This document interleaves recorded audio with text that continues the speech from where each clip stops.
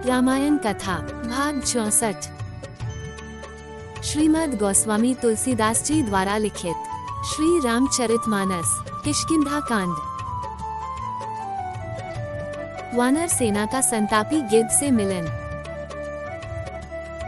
वानर राज सुग्रीव की आज्ञा और श्री राम जी के चरणों का आशीर्वाद लेकर सब वानर सभी दिशा में माता सीता को खोजने चले।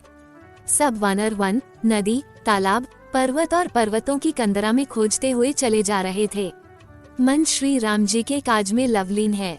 कहीं किसी राक्षस की भेंट हो जाती है तो एक ही चपेट में उसका वध कर देते हैं। पर्वतों और वनों को बहुत प्रकार से खोज रहे हैं।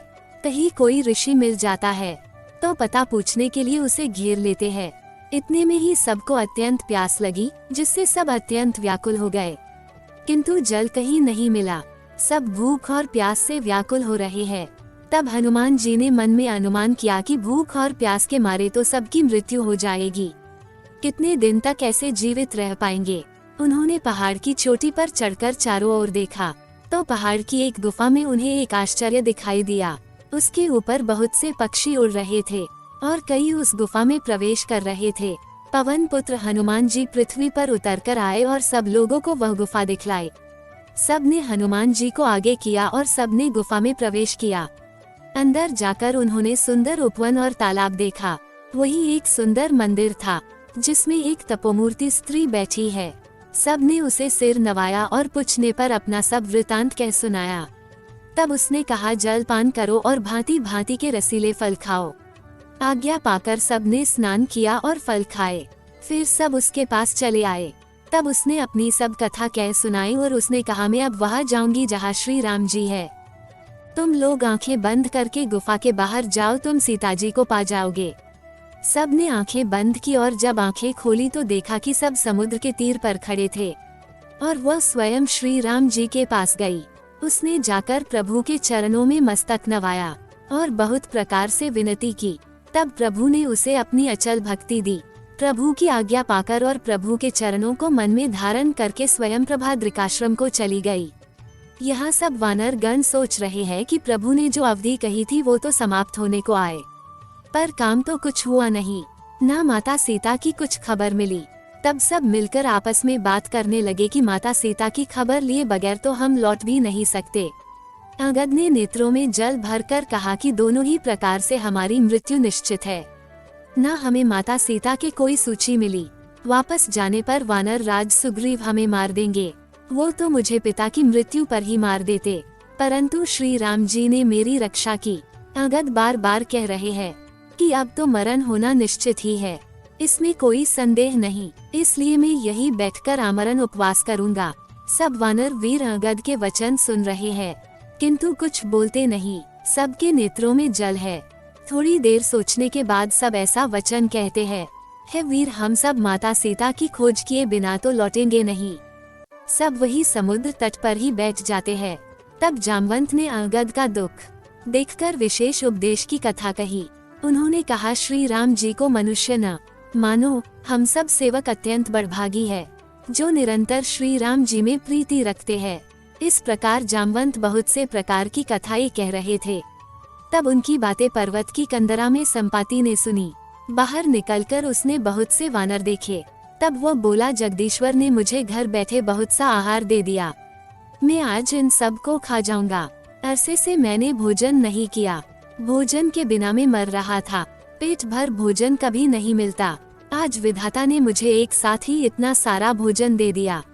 गिद्ध के वचन कानों से सुनते ही सब भयभीत हो गए। सब ने सोच लिया, अब तो सच में मरना निश्चित है।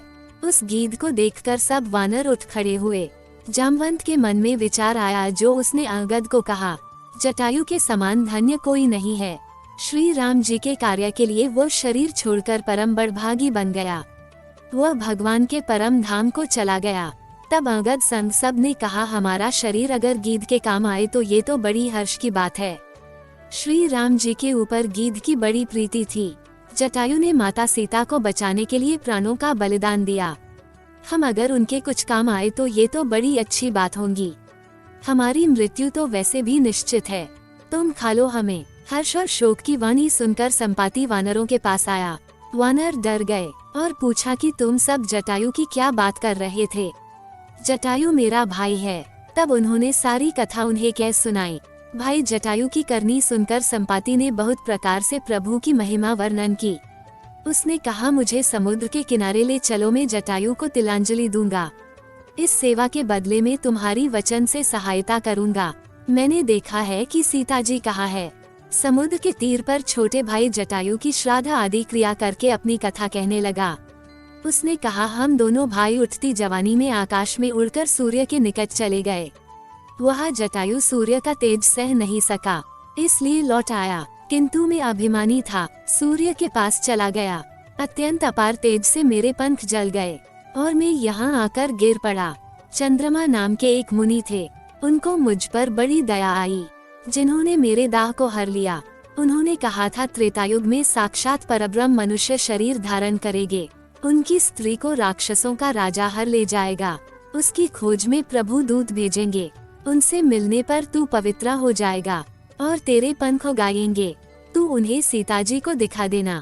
मुनि की वह वाणी आज सत्य हुई। त्रिकुट पर्वत पर लंका बसी हुई है, वहाँ स्वभावहीन रावण रहता है। वहाँ अशोक नामक उपवन है, जहाँ सीता जी है। इस समय वह सोच में बैठी है, मैं देख सकता हूँ, तुम नहीं देख सकते, क्योंकि गीध की दृष्टि बहुत दूर तक जाती है। क्या करूँ, मैं बूढ़ा हो गया, नहीं तो तुम्हारी कुछ तो सहायता अवश्य करता। आगे की कथा अगले भाग में। जय श्री राम। दोस्तों, हमने भगवान श्री राम की लीलाओं को सरल भाषा में समझाने की एक तुच्छ कोशिश की है। आपको हमारी कोशिश अच्छी लगी हो तो वीडियो को लाइक कीजिए और चैनल को सब्सक्राइब कीजिए। कमेंट में जय श्री राम लिखिए।